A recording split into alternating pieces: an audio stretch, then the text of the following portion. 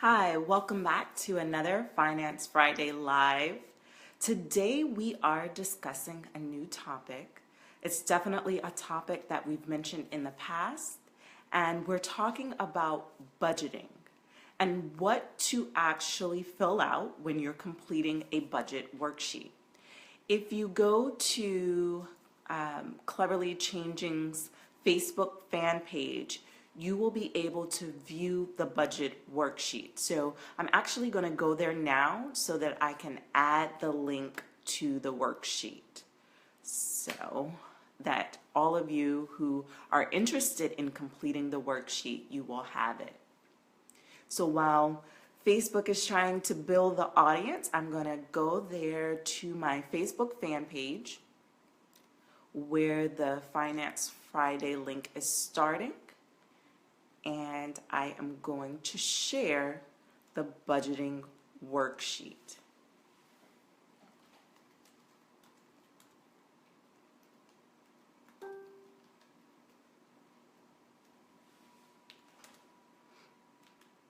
Okay, so I have went onto my Facebook fan page and I have included the budget worksheet link in the comments section. So if you find this video on Facebook Live on my fan page, you will be able to see the budget worksheet in the comments section. So definitely take a look there. And I am going to mute my computer so we won't hear the feedback. So I thank you all for joining us. This is our second episode, I believe, in the month of March. So I thank you all for tuning in, and it is my goal for all of you that we prepare our finances so that as we age, as times change, we will have something to fall back on so that we won't have to live paycheck to paycheck, so that our children will be able to have financial wealth. So that is why we are sharing on Finance Friday. So I appreciate everyone who has joined. Thank you for tuning in each week. So definitely take time to look over the worksheet. So we're going to go there now so that you will be aware.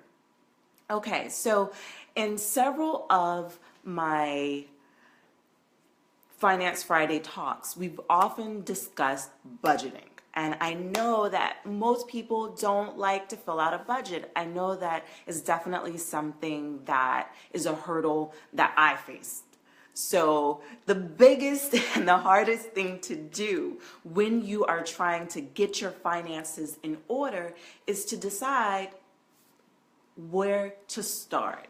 And the first place you should start is your budget. You need to know what money you're bringing in, what money you're spending. So you need to have a full understanding of your finances. So that is why we're talking today on how to actually complete a budget worksheet. So we're going to change our attitudes around budgets and kind of come up with some positive feelings and how to actually go about it. So if you visit the comment section on Facebook Live, you will be able to see the budget worksheet that we're talking about today. Is actually, you can go to the site. It is www.budgetworksheets.org, and you can view the budget that I recommend that you complete to get started. And if you've never completed a budget before, we're going to help you out today so that we are going to help you step by step and discuss each line item under the budget worksheet. So the budget worksheet is started so some information is already filled out for you. That is why I definitely recommend that you get acquainted with a worksheet that you like. This is one that is very, very simple, and we're just going to go over it. So the first item is deductions. And deductions, it can be a tricky word for some people, and they're like, well, deductions. Okay, so right up under deductions, it says savings, to set aside. So here's the thing. These are items that you're taking out of your, so you're setting it aside, the money that you'll get a paycheck or, you get some money, and this is the amount. Your deductions are things that you're setting aside. And so the first line item says savings. Why is savings important? Savings is important because we recommend that you have an emergency fund. We also recommend that in order for you to change that cycle of living paycheck to paycheck, you're putting money aside so that you have money for like if something happens to your car, if you're trying to buy a house, if you're trying to do repairs on your house, if you're trying to fund your children's education. You can be saving for a lot of different things. And when I say fund your children's education, many people, they think about college, but they also don't necessarily think about things that are related to where their children are at that moment. So if you have a child that takes special classes, that would be something that you can save for. If you have you want your child to maybe take a robotics class, maybe take swimming, or just different things like that. There can be a variety of different things that you're saving for. And so in the line item number 1 for savings, you want to set this amount of money aside.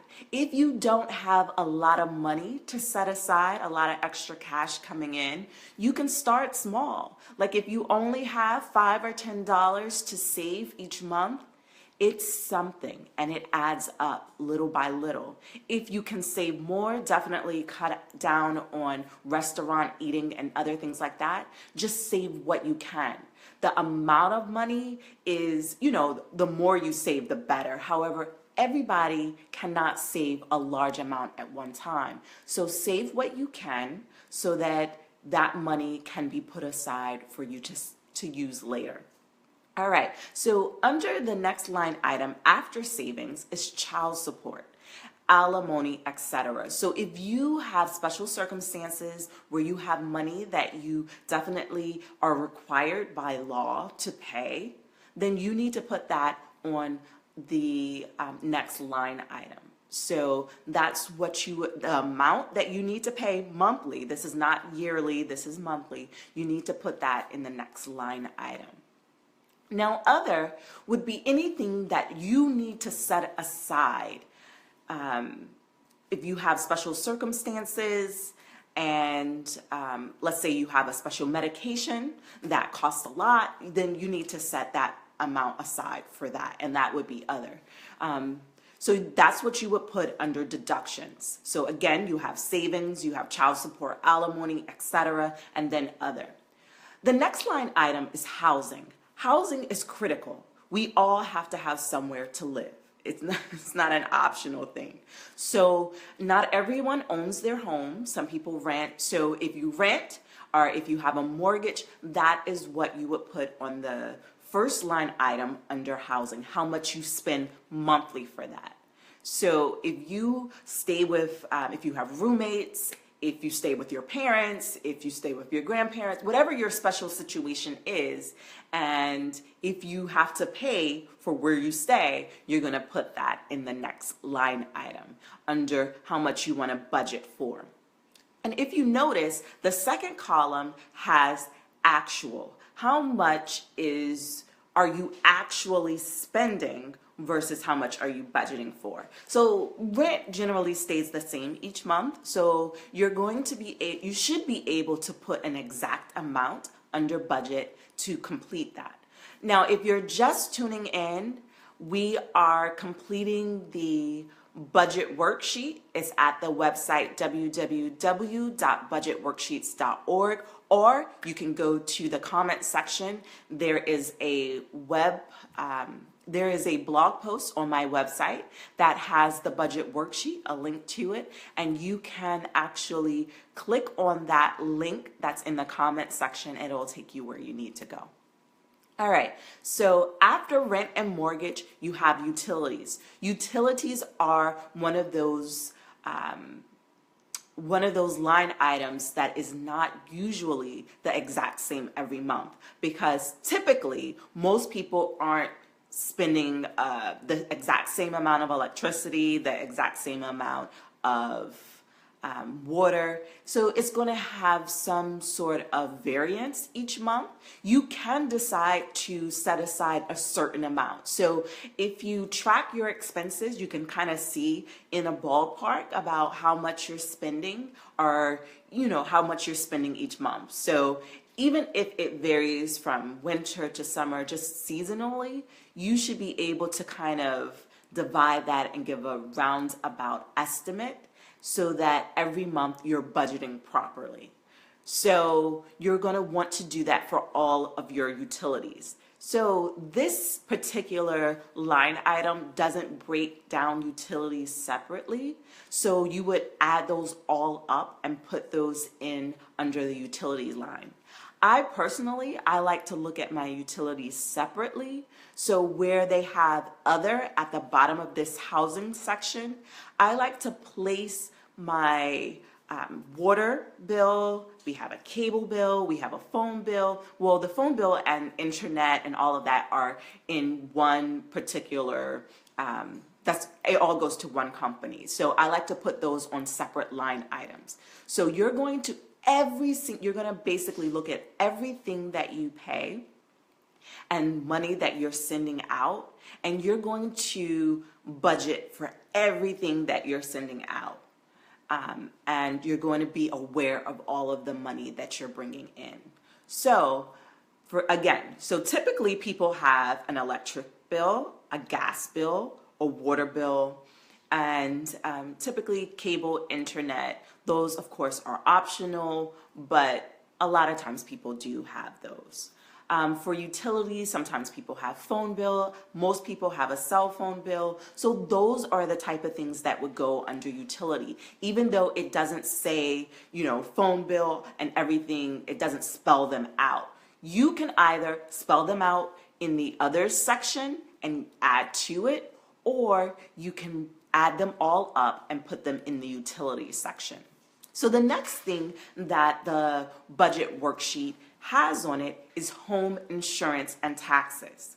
If you do not own your own home, you should have renter's insurance, because we don't want some major catastrophe to happen and then you have to come up with something to do fast or somewhere to stay without having some sort of assurance that you're going to be taken care of. Things happen, and of course we don't want them to, but they do. And so if you're a renter, having renter's insurance, it can be very low. Definitely if you have car insurance, many places give you discounts. When you budget those insurances together, you can get special discounts. So I know some of the major companies are Geico, Travelers, State Farm, Allstate. All of those are going to have special discounts factor in when you budget everything together. And so if you are thinking of, owning a home, generally it's required that you have home insurance. But if you're renting, I definitely recommend that you get renter's insurance, because if something happens to the place that you stay, you don't want to be liable for anything. If someone steals something, that can also be in your renter's insurance. So there are different policies. Read up on the policies and see what is relevant to you and your situation. The next line item is home repairs. So if you own your home, even if you're renting, they're, like little minor things you probably can handle on your own. But if you are owning your home, you know that all of the maintenance and everything in the home is on you. And so the next line item is very important for you to put money aside for major things that can happen. For us, we have a home warranty that we use, and in our home warranty, we don't pay monthly. I like to pay once a year, and so, but you can totally do just kind of budget it monthly. And so, even though I definitely recommend that you pay most things, if you can, pay them off yearly, because it's very easy to forget to pay something and not pay on time. And when you don't pay on time, that can bring down your credit score. So you don't want to do that. You want to be able to pay your bills on time. It looks good when you pay your bills on time. You don't ever want to forget to pay something. So you want to be consistent. And so I definitely recommend, for things that you can pay all at once, go ahead and do that. But if it is important to set aside money for home repairs. Let's say, one of your appliances fell. You don't want that to happen, so you want to have different things in place to help you handle those situations. So definitely, if you can get a home warranty, there are different companies, they have different prices and things like that, but most of them are very affordable. With the home warranties that I've researched, many of them range from $35 to $100 a month. There are a lot of plans in that mid-range, around $50, $55, and you can get a pretty good plan that will cover you if something, if one of your appliances were to fail, if the ductwork were to fail, if, there are so many things that can happen in your home. I know that when, in January, when I started sharing my Facebook Lives with all of you, one of our properties, the furnace went out. And it was definitely a nightmare. Then the next month, the water heater exploded. So I definitely recommend that you budget for home repairs, and if feasible, get a home warranty, because they can definitely help you manage the costs, because they're bound to arise. I know that in a lot of places you may have something go wrong with the washer or dryer. You just want to make sure that you have those things covered. Now, all plans don't cover every appliance, so you do need to read what you're paying for. Usually different home warranties will have different tiers, so they'll have like a basic plan, then they'll have a premier plan, and then they'll have like a premium plan. If you live in an older home, you're going to also want to look into a home warranty that will give you an upgrade plan. So a lot of the codes for newer houses are already up to code, but if you have an old house, your house probably isn't really up to code, and I hate to say that, but it's true.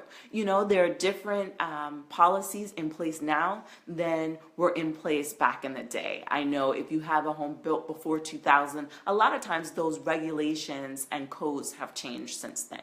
So I definitely recommend that you budget for home repairs, and if at all possible, get a home warranty, because that will really help you.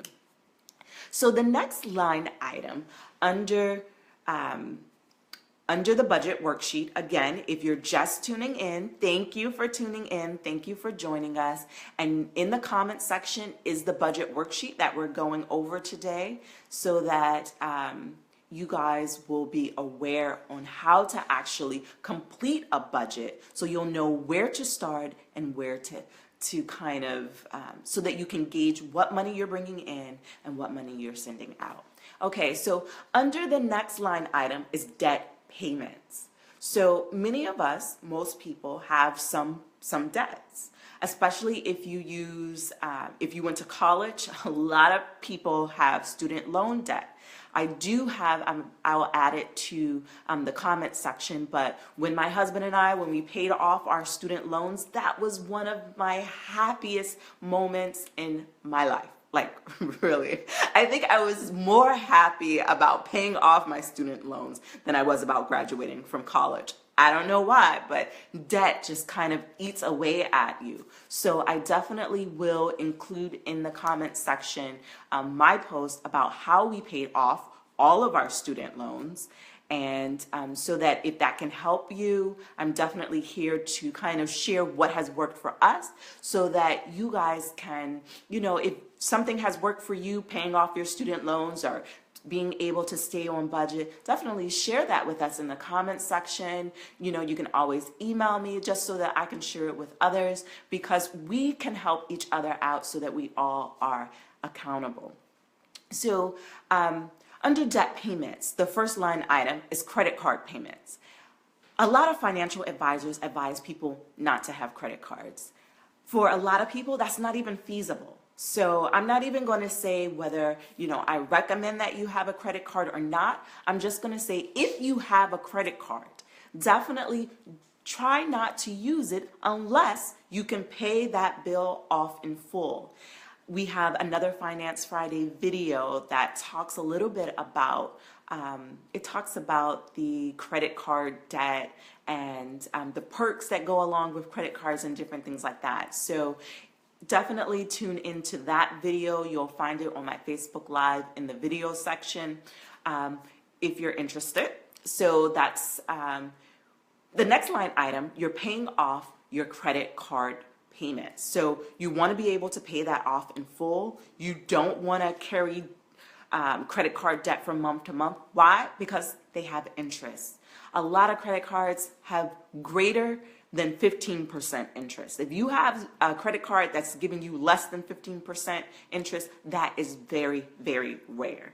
Most are around 20%, just to be honest, even if you have good credit. A lot of the credit card companies make money from charging people interest. So if you can avoid paying interest on your credit card, you want to avoid it. And how do you avoid it? You avoid paying interest by paying your credit card off in full.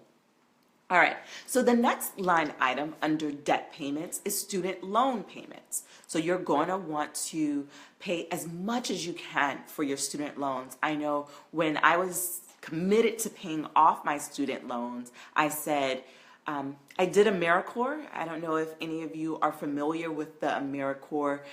It's very much like the Peace Corps, but it's here in America. I served on a Native American reservation, and I helped with Hurricane Katrina refugees, or evacuees, not refugees.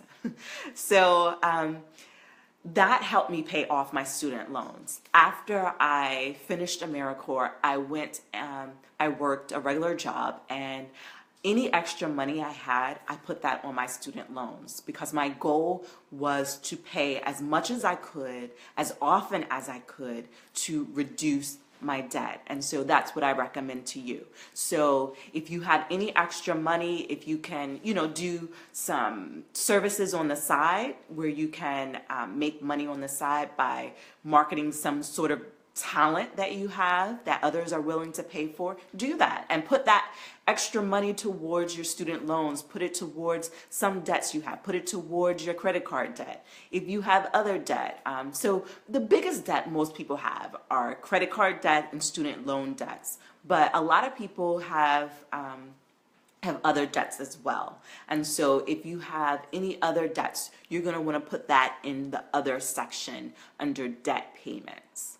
All right, so under food, now on your budget, food is actually very, very important because many of us, we like to eat out. And when you eat out, you tend to spend more money than you expect. So what you want to do, you want to be able to budget and say, eating out makes me happy. If that's something that makes you happy, I'm not going to tell you not to eat out at all because we should be able to do things that make us happy. We want to be joyful. We don't want to feel oppressed by our finances. We don't want to have financial stress. So what you can do, you can still do the things that you enjoy. You may have to do them in moderation. Of course, eating out is very costly. So if you are trying to save money, learning how to prepare foods at home is going to be better for you. But if eating out is something that's a priority in your life, then you need to be able to budget for it. And you can. So, there's a line item for groceries, there's a line item for eating out, for coffee and bar. A lot of times people will be quick to say, throw out the Starbucks. But, a lot of that, like going to the bar, going to the coffee shop, having happy hour with your coworkers, that's part of your social life. And so I'm not recommending that you forfeit your social life altogether. You just have to be disciplined in what you do. So the whole point of a budget is to come up with a pattern of discipline. And so that's what we're talking about today. We're talking about a worksheet that will help you build a pattern of discipline. And so with all of these things, you don't have to eliminate like going to Starbucks and things like that. Now, it can be beneficial if you decide to do that, but if that's not going to be beneficial for you and, you still need to hang out and build a rapport among your friends, then what you need to do is you need to budget for it. So definitely, I'm more on the conservative side when it comes to eating out and going to a coffee shop. I wouldn't recommend that you do it every day, not even every week, but do it as often as you feel that it's necessary. Again, I'm a promoter of asking yourself before you buy anything, is it a need or is it a want? And sometimes with our needs and our want, there are certain desires that we have, like going to coffee, hanging out with our coworkers and things like that. Sometimes you need to do that to build relationships. And sometimes those relationships can pay dividends and pay you down the line. And so you may not want to remove those completely. You may want to think, okay, I do need to work on this relationship. And so, going out with my coworkers once a month is going to actually benefit me. It's going to help me get a promotion. If that is the case, then you need to invest in that. Not a whole lot. Again, I stated once a month is probably good. Probably not every week, but you want to think sensibly when it comes to things like that. All right, so the next line item on the budget worksheet, again, if you're just tuning in, the budget worksheet is in the comment section and you can click on it. So the next section is your transportation section, your car payment. So under car payments, many people have car payments.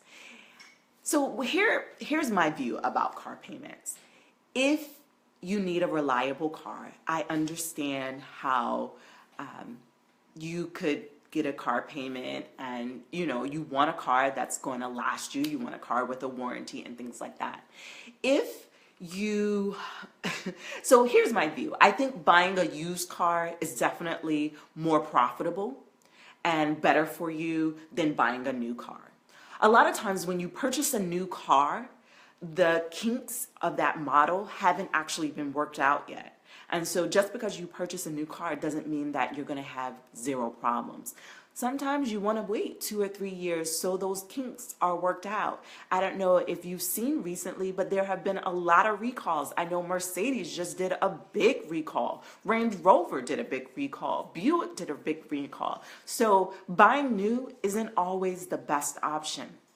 I know for my husband and I, we've never purchased a brand new car off the lot. Why? Because when you buy a new car, that is not an investment.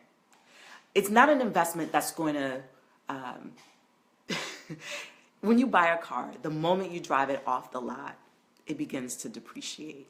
And so you want to get the best car that you can for the money. And oftentimes that is going to be a used car.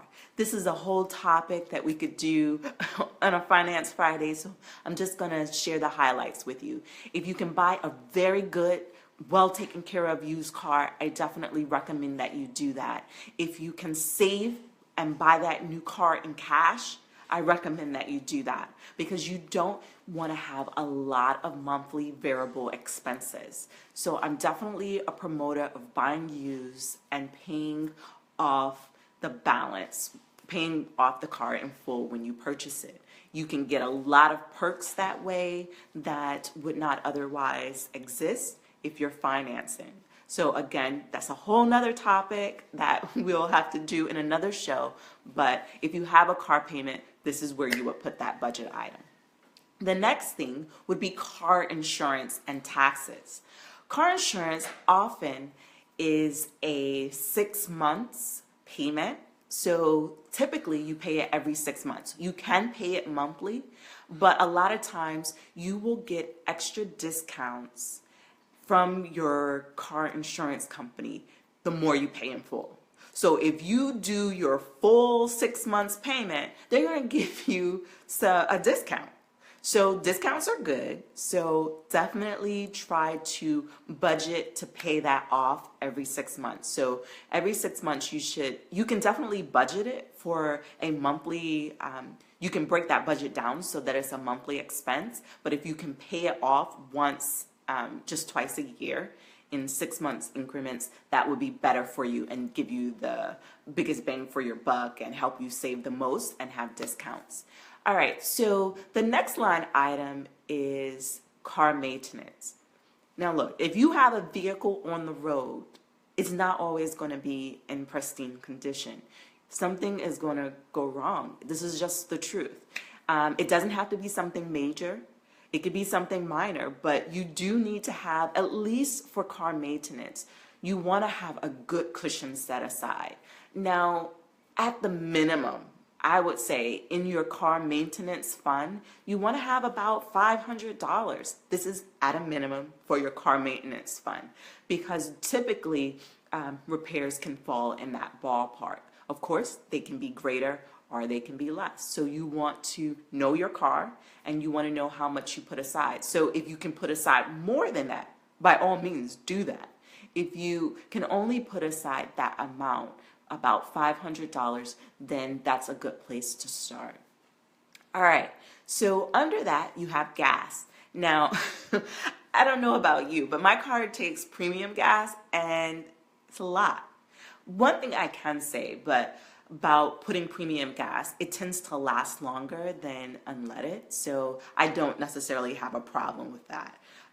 But you do need to kind of research where the savings are in getting gas. I know that I have a Costco membership, and I often get my gas at Costco because it's a lot cheaper, and so I'm paying at Costco for premium what a lot of people pay for unleaded. Don't wait until your car is on empty to decide to get gas, so that you have to get gas at any old place when you're in a pinch, because not all gas is created equal. There are certain places, I don't know if the last time you've gotten gas, if you notice, some places the gas goes out very quickly, and so there are some gas companies where the gas lasts longer. So you want to keep a mental note on where the gas will last longer and get gas from there as often as you need to. So definitely set aside the amount you pay for gas in your monthly budget. You can kind of, for a week or a month, it's much simpler to collect your receipts on how much you're spending a week and just multiply that by 4 to come up with how much you need to be budgeting for gas each month. If you have a big work trip coming up, if you have something big coming up, of course you'll need to set aside more, but you want to every month be putting a certain set amount aside so that you can budget for your gas. Public transportation, same thing. A lot of times jobs will give you discounts if you take public transportation, so you want to ask your HR, if there are some tax deductible programs that you can enroll in at work.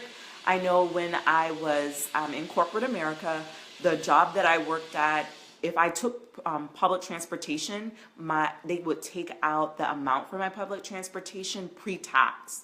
So that actually helped lower my tax bracket. So definitely look into that. Be aware of what resources are available to you when it comes to transportation, because a lot of jobs have a lot of programs around transportation to really help you cut back on what you're spending. If you're spending a whole lot on Uber or any of the apps and different transportation, you want to kind of research and gauge what is the best way for you to get to and from work, where you're going, with paying the least amount. So Uber may not be the most fiscally responsible. You can probably carpool, find somebody at work that you're buddies with, and carpool with them for a cheaper amount than doing Uber. So the next line item on our budget worksheet is daycare, babysitting, then it's activities and lessons. We kind of mentioned that earlier. There's allowances and child support. We kind of mentioned that earlier, but those are your family expenses. You can have other expenses that would go on that line. I'm trying to think of something that would would fall under other, under family. If you have a family member that you pay to watch your kid, and it may not be all the time, they may not be like your permanent babysitter, you may want to put something aside for that person to watch your child. Also, I definitely recommend that you partner with a friend. So you want to think creatively. If you're trying to reduce the amount of money that you spend, you want to think creatively and you want to say, hey, you know what? I'm really close friends with this family. They have kids around my age. Maybe we can kind of trade off date nights. So one night they go out, go on a date night. I watch their kids. Another night, I go on a date night. They watch my kids. So you want to partner with your friends and people that you trust so that you're bartering and kind of, helping each other out so that certain things are not added expenses to your budget. So that's one of the things that you could do to creatively cut back on childcare costs. All right. So the next line item is personal and health. Last week, our Finance Friday talked about the importance of self-care and taking care of your soul. You want to be wealthy, but if you're not taking care of yourself, you're not even going to be able to live to enjoy your money. So this is the line item where you put in your health care, your health insurance, life insurance, disability insurance. All of those things are very, very important. If you're taking medicine, you're going to want to budget it there. You need to be visiting the doctor annually, and you're going to budget for those co-pays under doctor and dentist visits. So for clothing, toiletries, care products, so when it comes to clothing, you probably don't want to necessarily spend a whole lot of money each month on new clothes. Because most people, you can come up with accessories to kind of mix and match and come up with other ways to make your old clothes look new again. So definitely be creative in thinking. You can always shop at a thrift store, vintage is in. You can always just kind of, I know I like to use coupons when I go shopping, and that's kind of when I use coupons the most for clothing and things like that. I shop at 3 main stores for my family, and because I shop at those 3 main stores, I get special discounts at least once a season where they're giving me an extra 40 or 50% off of everything I spend. And so I'm able to cut that cost in half. I have twins, and so I pretty much spend as if I had one kid. With all the discounts, I'm only paying for 1 wardrobe, but I'm getting 2. So you want to think creatively. You want to look at discounts. I have an app I like, Geo Coupons. Whenever I go shopping at a store, I'll look in Geo Coupons to see if they have a special clothing discount at the retail shop I'm at. So that's one of the ways that you can help reduce the cost for clothing. For toiletries and care products, if you live near a CVS, I know that I like to buy my toiletries there because they have extra care bucks. Each week, if you have an extra care card, they will send you different promotions and extra care bucks and help you really get the stuff to almost not paying anything. So those, you just have to kind of plan ahead and be aware. So you may want to print out coupons ahead of time, and that will really help you cut down the cost on your toiletries and care products. Haircuts, this is, if you are not talented cutting your own hair or doing your own hair, by all means, go get it done. My husband, he's been cutting his hair for as long as I've known him, and I do my own hair. So this is a line item that we don't budget for monthly, but if that's something that you need, if that's a necessity in your life, then you need to budget for it. The gym and sports memberships. If you do not use those memberships, don't sign up for them. If you aren't really planning to go to the gym, do not pay monthly fees for things you don't use. Okay, so remember, I'm going to say that again. Do not pay monthly fees for things you don't use. I definitely recommend people exercise, but the gym isn't for everybody. Some people get very intimidated going to the gym. If that is you, you probably should come up with, buy some gym equipment at home and work out at home. So walking is free. The fresh air is good for us. So definitely be creative in thinking about how to reduce costs around your gym membership and sports memberships. All right, so I'm going to skip to the next line item. Is education, tuition, book fees, supplies. That's pretty much self-explanatory. If you're not in school or if you don't have kids in school, this isn't going to be a line item that you need to complete. So it's pretty self-explanatory. The next area is entertainment. This is where I kind of feel like a lot of people kind of let these type of expenses creep up on them.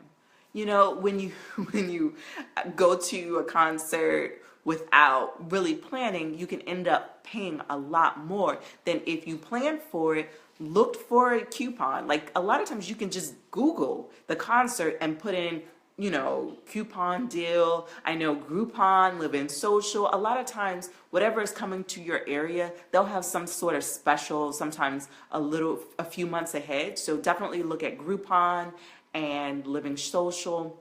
There are a couple others, other sites that are very similar that offer discounts on entertainment for shows, games, and things like that. Definitely look into that and reduce the cost that you're spending for entertainment.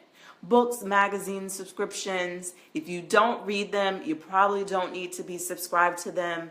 I know some people are subscribed to things on their iPads and their tablets. If you're not reading it, make sure you're not paying to subscribe to them. I know I've gotten in trouble where my kids have subscribed to things on Amazon.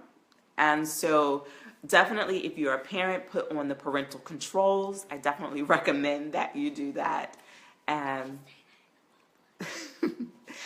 also just there are a wide variety of ways to reduce your entertainment costs. If you have kids and you want them to watch DVDs, one of the places where I get DVDs for my kids is a thrift store. I see a lot of the popular DVDs, a lot of the popular shows and CDs. You can buy them used. So definitely be creative. Amazon, they have a lot of, they have a used section. A lot of times you can get a good deal on things. So be creative and reduce the cost. I know some people, they don't have cable and they use like Netflix, they have a subscription to those because those are fixed costs. So you want to have a service that's a fixed cost. And don't, like if you have cable, a lot of times, you know, you can buy a movie here and there. Those costs really add up. And so I definitely don't recommend that you like buy on demand and stuff like that. Sometimes they can be a little bit more than buying the stuff in the store where, you know, you can buy it in the store and when you're done, you can resell it. So that makes more sense. You can't resell something you bought on demand. So that's one thing to think about and consider. The next section is miscellaneous, charity, gifts, offerings. If you're religious and you pay offering, tithe and offering, this is where you would put that budget item. If you are a giver, if that is your love language and you love to give, you should put those items in the gifts. You need to budget for them. I know I love to give gifts. Because I'm a self-employed person, I can't always give as much as I want, so I try to budget each month and I try to factor that into the money I receive because giving to charities is something that's important to me. I know around 4 years ago, I started sponsoring a child in Tanzania. And through my blog, I give back and I sponsor a child in Tanzania. And so that's something that is very important to me that I believe in and I like to do. So if that's something that, you know, gets your heart going, then you need to budget for it. All right, so the next thing is pet supplies and vet. If you have a pet, they can be expensive, so you should be budgeting for that. There are some health insurances that you can get for your pet, so you don't want to have to pay a whole lot of money out of pocket, in spurts. You want to be able to budget for these items all at once. Okay, so the next line item in the budgeting worksheet, again, you can go to bit.ly/cc budget worksheet, all lowercase. The link is in the comment section, and you can see the worksheet that we're going over. So after pet supplies and vet is entertaining guests, if you love to be the life of the party and have people over, you have to budget for it. The food, the entertainment, just the dishes that you buy and all of that stuff. You need to factor all of that in, special decor and all of that. Factor all of that in entertaining guests if that's something that's very important to you that you want to do. The last item on the worksheet is pocket money. Now, all of us need to have some cash on hand.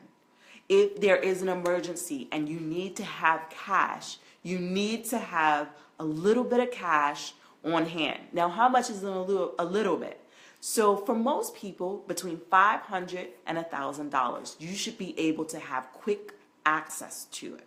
So you want to keep that somewhere where if a huge emergency and you couldn't go to the bank and get cash, you want to have that on hand. And so that's pretty much how you complete a budget worksheet. So I thank you. This was a little bit longer than most of our Finance Friday lives, but I appreciate all of you for being able to tune in each week. Remember, each week at 12:30 Eastern Standard Time, we share Finance Friday live information for families about personal finance. So I appreciate you guys tuning in each week. If you have comments or questions, definitely leave them in the comment section and visit CleverlyChanging.com to learn more. All right, so until next time, I hope you have a wonderful week and I wish you the best. Bye. Also, if you have any suggestion topics for future shows, please leave them in the comments section. All right, bye.